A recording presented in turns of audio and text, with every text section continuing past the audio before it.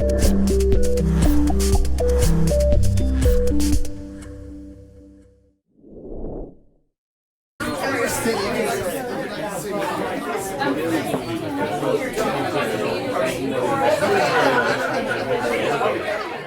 goodness, there is such a huge crowd. I can actually see people sitting on each other's laps, which is adorable.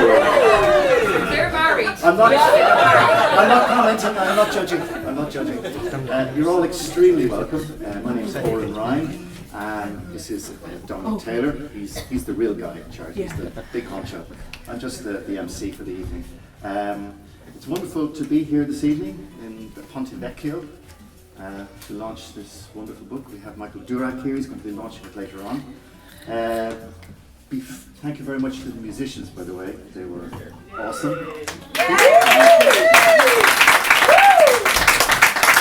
They even rose to the challenge of a drinking song, which is no mean achievement on an evening like this. So I'm going to stop rambling. This is a beautiful book of poetry. We're going to have a wonderful evening. And before you turn them back on. Yeah. That's what Dominic has. We're just turning the and before I go any further, Dominic is going to say a few words, and then I think Michael will be launching.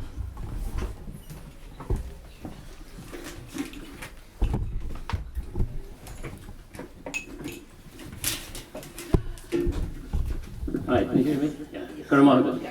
Agus to fáilte roimh got duine. And thanks, Oren, again and all of you for coming out here tonight to celebrate the publication of Jessica's book, And Say. Someone reading a book is a sign of order in the world. Mary Ruffle, poet. Tonight we celebrate the launch of a new book, a poetry book. The author, as you know, is Jessica Brown. The publisher is Revival Press, the poetry publishing imprint of the Limerick Writers' Centre. And as publishers of And Say, I just want to set out the role of the Limerick Writers' Centre. Since 2008, we have been bringing ideas about books, literature and writing to as wide an audience as possible, and especially perhaps to people who do not feel comfortable in traditional arts, literature, venues or settings. Pablo Neruda, the Nobel Prize-winning poet, said a number of years ago, "Poetry is like bread. It should be shared by all, by the vast, incredible, extraordinary family of humanity." And that, in a small way, is what we try to do. The book we are launching tonight is the 91st title the Limerick Writers' Centre has published since 2008 under its community publishing programme. Now, I'm sure a lot of you will know that increasingly more these days, publishing has come under the control of a few conglomerates who continue to buy up traditional publishing houses and replace literary editors with marketing people, leading to the publishing of books today as mere adjuncts to the world of the mass media, offering light entertainment. We just need to look at the bestseller list coming up to Christmas, where you'll see celebrity authors will be dominating the list. I believe that we should be aware of small and community publishers like the Limerick Writers' Centre and Revival Press and the work that they do. We should also question how well they are supported by the Arts Council and by local authority arts offices. I believe that small independent publishers play an important and vital role in the life of our communities. Small independent publishing houses are run by people who do books because of their passion or belief, and because of a love of writing, books and literature, certainly not because of the profits that they might generate. At the Limerick Writers' Centre, we share a belief that writing and publishing should be made both available and accessible to all. We try as much as possible to represent diverse voices and advocate for increased writing and publishing access to individuals and groups that have not typically had this access. We promote writing done by ordinary people, people who are maybe not trained writers and may struggle to get their ideas down on paper. We value difference and welcome people who may lack confidence in themselves and their writing ability. We bring together groups of people who value literature, not just for its literary value, but who see its transformative power both for the individual and society. And we believe that stories, poems, diaries, memoirs do, as Seamus Heaney suggests, function as bearers of value. Now, I'm not sure how exactly this transformative experience works, but I concur with what the poet Jane Hirschfield says. I'm paraphrasing here. When someone reads something they have written, we feel an inner connection with them. A relationship develops, and this in itself can bring about change. We are no longer solitary beings. Our compassion and empathy deepens, making us more fully human. And I know that somehow or other we will act differently as a result. It is as if it becomes more than just a literary exercise, as the inner life of the writer and the audience converge. And I personally believe that poetry is one of the most powerful ways to bring this about. That is why we encourage writers, from the serious career-minded to people who write for pleasure, healing, personal growth, insight, or just to inform.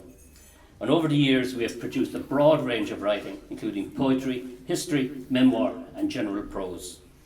We're also, importantly, dedicated to printing short-run, high-quality produced titles that are accessible to readers. Books are still a powerful form of dialogue between individuals and communities. The technology of the book is old, but it is still cutting edge. The Limerick Writers' Centre core value has always been that literature is essential. We believe in the love of reading, the art of writing, and in the power of the literary arts to transform individual lives and communities.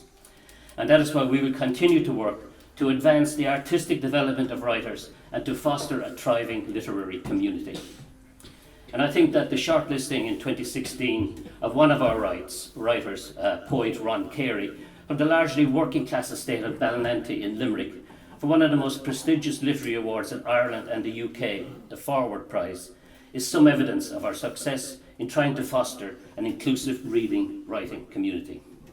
And so to finish, on two counts, I'm delighted to see so many of you here tonight to support Jessica's book launch.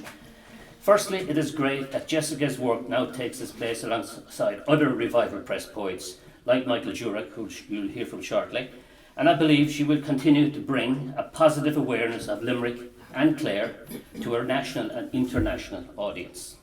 Secondly, it is through the sale of books like Jessica's that we can continue to reinvest and publish new writers. So when you buy Jessica's book, you're not only supporting her, but you're supporting other local writers also. And you're also reducing your carbon footprint, because it's all done locally. So to conclude, I'd like to thank a number of people who helped make this occasion a success. Firstly, Jessica herself, for allowing us to publish her work. I believe that the poetry in this book reads like no one else's. This is poetry which is alive in its language and music, and it can be felt on every page. Thanks also to Andrew here and the staff at Ponte Vecchio, Michael Jurek, who will shortly launch the book, and to my own colleagues at the Limerick Writers' Centre, and especially to Lot Bender for her work in designing the book. Gora Magat.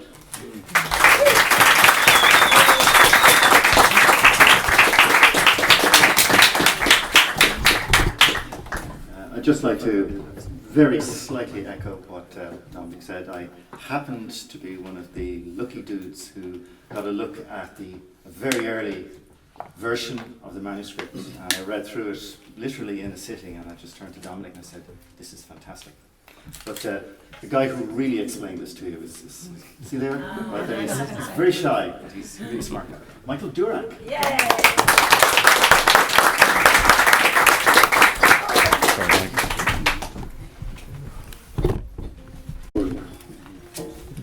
Get set up here. On the bit there. Yeah.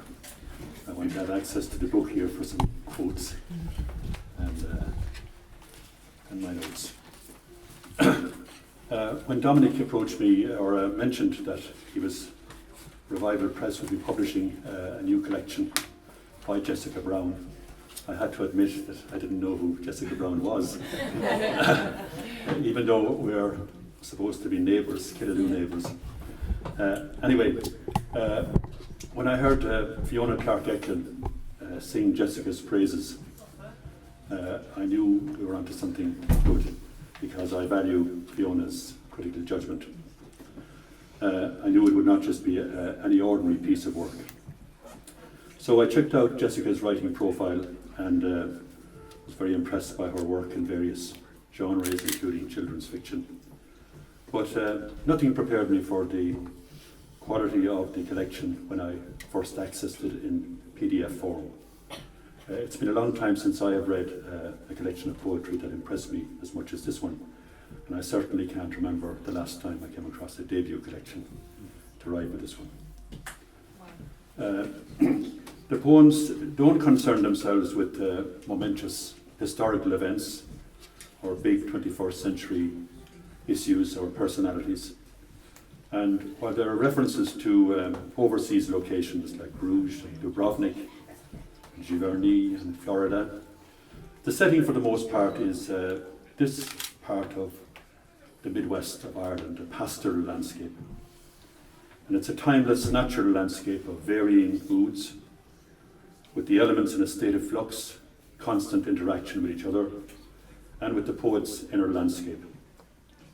It's a fascinating world of dark forests, stormy seas, surface and underground water, and shifting colours, light and shade.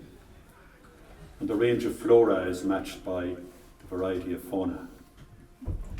In here you will find swallows, gulls, herons, a fox, dragonflies, fish jumping. The overall impression is of a brilliant kaleidoscope where nature is dynamic and sometimes menacing, but ultimately soothing and reassuring, a balm for the negative emotions of anger and anxiety. When I read the poems first, I was trying to think, who did they remind me of, or which great poets was I reminded of, and I thought of some great nature poets from previous centuries, like Gerard Manley Hopkins. His poems always have that kaleidoscopic effect of shifting images and eccentric pauses and punctuation. I also thought of the young Wordsworth of the Prelude and Tintern Abbey, because in those great poems, Wordsworth portrayed nature as a benevolent force, kind of wise mentor to the poetic soul. So it was no great surprise when I encountered those two poets referenced in the same poem, one called Paintings in the West, even though the poems referred to were less well known. I also thought I heard echoes of Elizabeth Bishop somewhere along the way, and maybe Emily Dickinson in one or two poems. But they were echoes, not imitations. The voice I was hearing was a very distinctive and a very new voice. It was the voice of Jessica herself. Some poets make their mark through description, and some poets specialise in metaphor or imagery.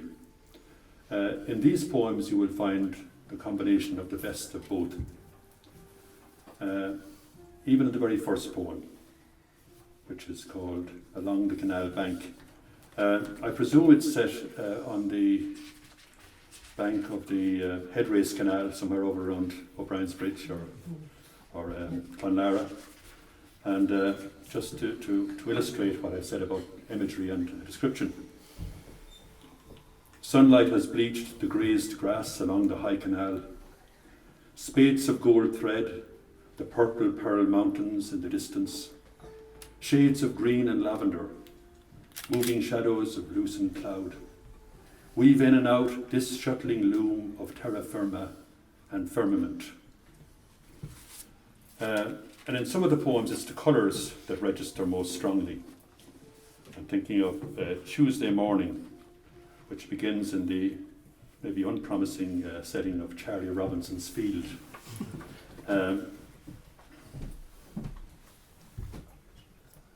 Light was coming in by shades, moving across the fields in blooms, so that hills acres away suddenly lit up, a parade of photons sliding to the brain. Old gorse, still that yellow, the shocking elegance of muted palette, pale birch trees against a corner of white-grey cream sky, that single silver bare oak tree on that hill. And in the poem facing that, a poem called Reflection, the eye is drawn to colours reflected in water. There are times that to see sky's colours I look to the water, as in, I cannot make out that shade of pearl, pewter, silver, inky blue, unless I see it floating in the loch, the wide, slow slosh of a large, slow wave. And further on in the same poem she says, I look to the waters from where I sit on a little fishing pier. The inky blue settles, a wash of flamingo pink rises. I look up to the pink in the sky and see. There is one remarkable poem in terms of colour, in that it's confined to just 2 colours. It's called White and Green. Midsummer fern, gorse and heather gather up from the ground in clouds of fathomless green, high ivory discs of elderflower, proud puffs of the horse chestnut, flowing fountain of the whitethorn, Queen Anne's lace in the hedge, silken specks of meadowsweet, and the low gloss of wild white roses, ephemeral wisps of white among the darkening summer green. As for the metaphors, just a few illustrations. There's a remarkable one on page 19, and kind of coincidentally it's set just across the road from here in St. Flannan's Cathedral. In the beginning of the poem, fire becomes a metaphor for the negative emotion of anger, or anxiety, I'm not sure, yeah, probably anger. But that all changes as a result of an epiphany experienced in aforementioned cathedral. There is this though, while listening to Prokofiev played at the piano by a young 18-year-old boy in St. Flannan's Cathedral in Killaloo, I begin to see that all this fire anger, burning as in the belly of a ship, the fire I so wanted out, was helping me cross long stretches of empty water. Just one other image that kind of struck me, because it comes in one of the shortest and simplest poems in the whole collection, one called Walk. It's set in an oak forest, and at the end, Jessica says, the oaks were creaking in the wind, doors opening, thousands of doors opening slowly. Beautiful. Yeah. And just one other poem I maybe refer to is the one that struck me as a personal favourite, was a poem called The Back Window, because it presents 2 vistas from the same building or the same house. The obvious one looking out the front window towards a bay and a spectacular view of a bay, and then the less obvious back window view. To the front is where our chairs face, where the balcony parades the long afternoons along the big canvas of Gulf Bay colours. But the back window, tucked in the corner between the kitchen and small stairwell, is like a poem. Like that one. I didn't get a chance to ask Jessica whether she paints or whether she's ever painted. I suspect she might have, or certainly there's the eye of a painter in many of the poems. And I say that not just because painting is referenced a number of times. There's a poem called Legion of Honour set in a gallery, and I love the reference there to the gallery of beauty waiting. There's also a poem called Household, where a small element of a domestic scene becomes a still life by Cézanne. It's a celebration of domesticity, but I suspect that if Jessica was to paint or become a painter, that she would probably be drawn more to the living, breathing, changing canvas of the outdoors than to the more static, passive world of the still life. A few more points. Just local place names abound in this collection, and having lived all my life in this little corner of the Midwest of Ireland, it was a thrill to find poems referring to Countena and Mylussa and Silver Mines and St. Flannan's Cathedral, and other places maybe a little bit further away but not a million miles, like Fanore and the Glen of Aherlow. When I was reading the poems for the first time, I started jotting down notes and selecting quotes for a major speech. And I realised that if I were to follow through and include all of those, I'd be here for several hours, and I know that's the last thing you want on a night like this. Your time would be better served listening to Jessica reading her her wonderful poems. And I hope that when you go home with your copy of the book that you will read the poems over and over again, as I have done in recent weeks and will be doing again. So, to conclude, there is a profound spirituality at work in many of these poems. There is much to engage with. Sweetness and light are present, not all of the time. There's storm and stress, anger, disturbance, but ultimately the mood is one of order, hope and comfort. And my last quote is from the title poem, which begins with a temptation to capitulate to darkness, but ends on an upbeat note. The green hills nearby, though, the shadowed curve of old hollows, gorse-filled, sun-yellow sometimes, surmount too at the dusking hem of sky. There is joy for you here, they seem to say, and say. And I'm sure there will be joy for all of you who buy this wonderful book. And it's my privilege to declare it up and out there and launched, and may it sell 1 million. Thank you.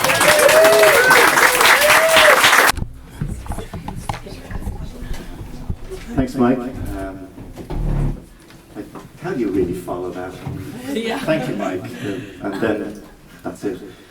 Jessica.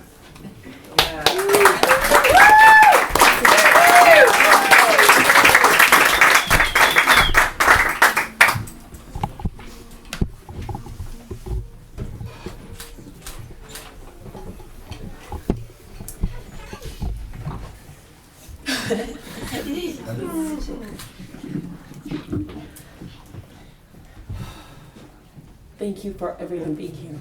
I'm going to read 5 poems now.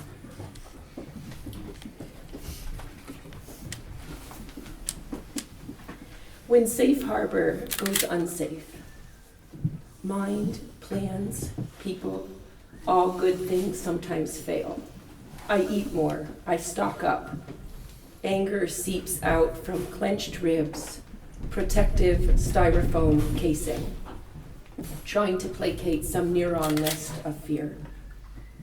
Such methods fall short, but the white collar of the pigeon, iridescent gleam through birch, and the glory of the high beam gorse flower does not. These come, slide down via pupils through esophagus pipes to the belly pit, that low-pitched fulcrum. Beheld holds, gathers to itself whatever's heaved, surrounds with color the bleak, and to my stiff with fear gate.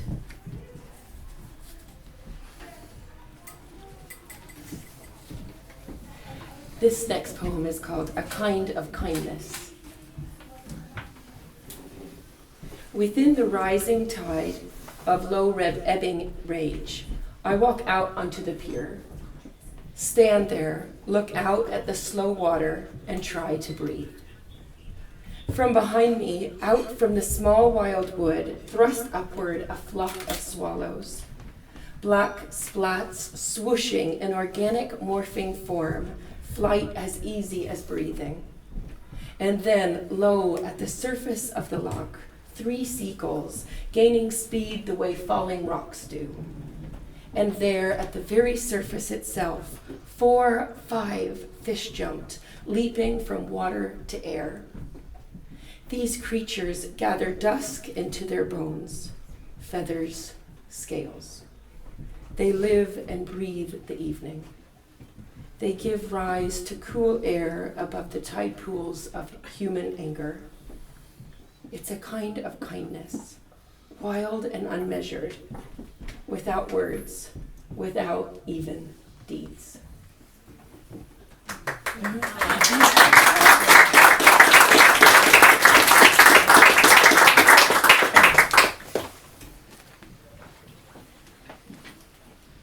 Paintings of the West.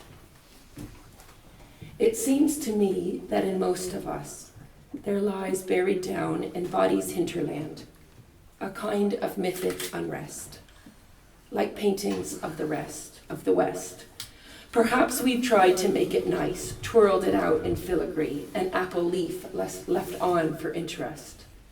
But at the odd time, it will come alive, tangles, strangles.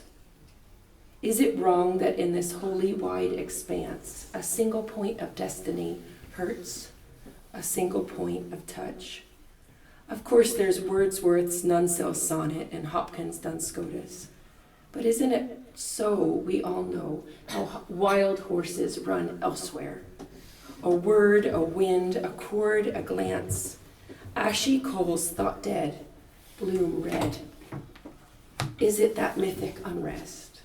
I see it in paintings of the West, and in the eyes of quiet men who have learned they must work with their hands. And it stirs in me, of course. Of course it courses through these blue veins, blue as the hovering sky in winter dusk, causing me so much trouble. Even in the broad sheet of day, there lurks that otherwise forest. In wide open lands, a body's always looking to the horizon.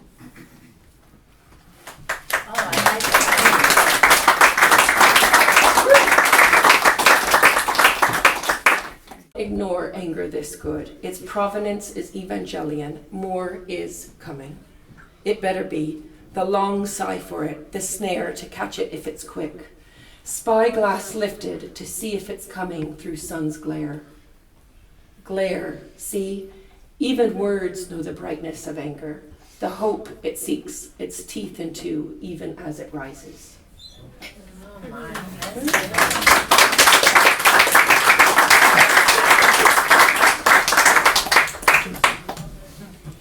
Ash Wednesday. Some door will close, and there will be one day one of us no more. No more to see this rain, that snow, the way the pigeon coos across the wild wood. A kind of settled terribleness lodges. The smallest grain does fall heated. The word sunflower, the harbor lights, the coast meandering up the Spit Bay, the eastern sky, the sky at evening, the cold, watchful moon. All this brief and tender rush follow the fault lines of that terribleness through the quarry of the deep body. There breathes a kind of staring. It won't look away. It's how the most abiding thankfulness rises and does not stop. Oh, thankfulness.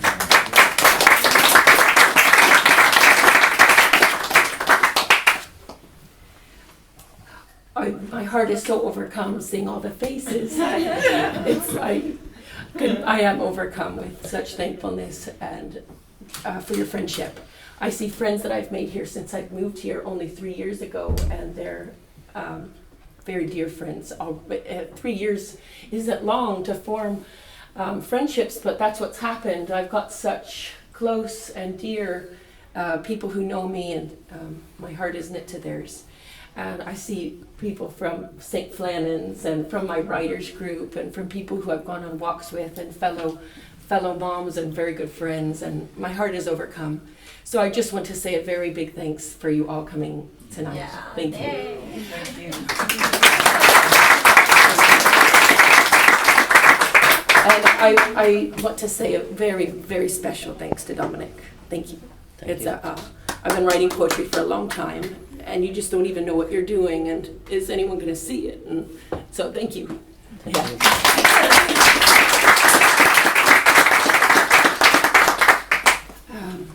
And so some thanks to the people who've made tonight so lovely. Mike, thank you. Yeah. Oren, thank you as well. And Andrew, thank you. And Steve and Emily, thank you. I especially want to say thanks to my family, my Irish family, Brendan and Lahia and Emily, and my nieces are somewhere there. They've made my home here. Zara is right here, and Alana and Kirsten are somewhere back there. They've made this my home. Thank you. And I also want to thank my own very special family. Simon, my husband, and Calder, my son.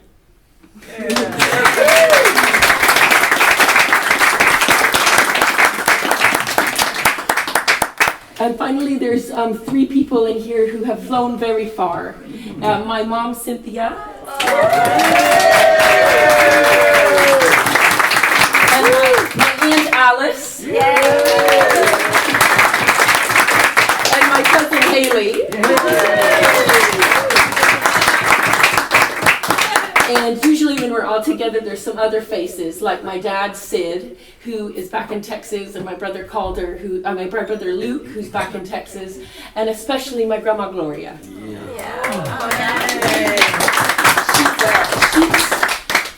She's a traveler, and I always call her a walking party. And I know she wanted to be here, so I'd like to dedicate the reading of this last poem to her.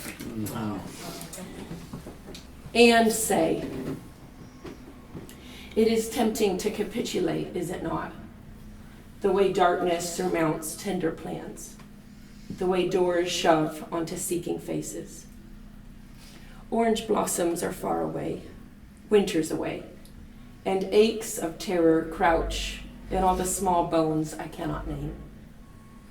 The green hills nearby, though, the shadowed curve of old hollows, gorse-filled, sun-yellow sometimes, surmount too, at the dusking hem of sky.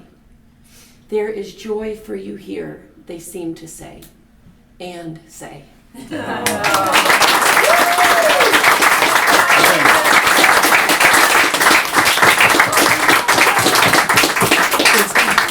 Thank you.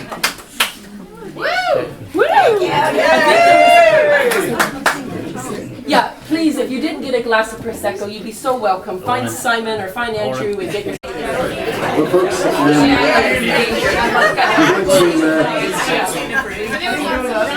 a very attractive audience. Every one of you.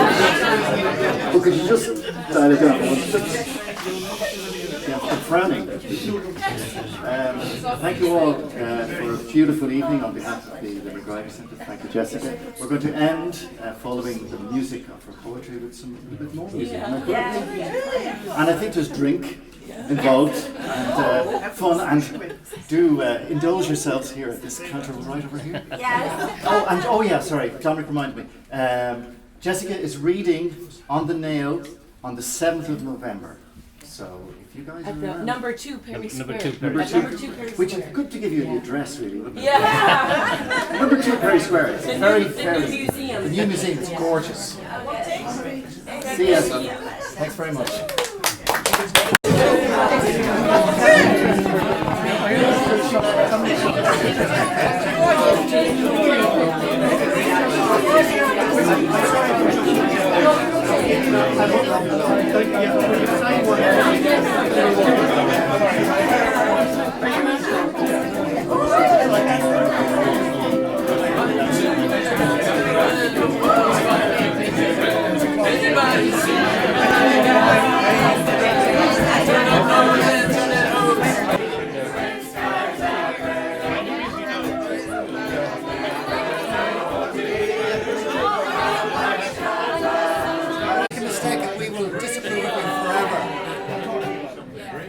Make a mistake and we will disapprove of you forever.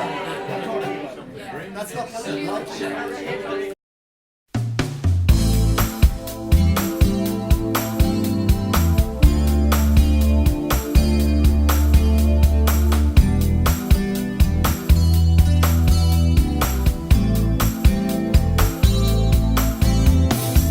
Born at the stroke of midnight on New Year's Eve, one half in the old year, the other in the new. And when the fuss had all died down and Nursey gone away, they called you after the angel ever true. Angela, my girl, do you miss the social world? Dancing after midnight with your hair in bows and curls. Angela McCree, listen now to me. Now your life's an open book for everyone to see. From the shores of Ireland to New York City, you brought your childhood dreams and hopes across the sea. And for a while on Pleasant Street, you turned away the dark, lived your life as you had dreamt it would be. Angela, my girl, do you miss the social world? Dancing after midnight with your hair in bows and curls. Angela McCree, listen now to me. Now your life's an open book for everyone to see.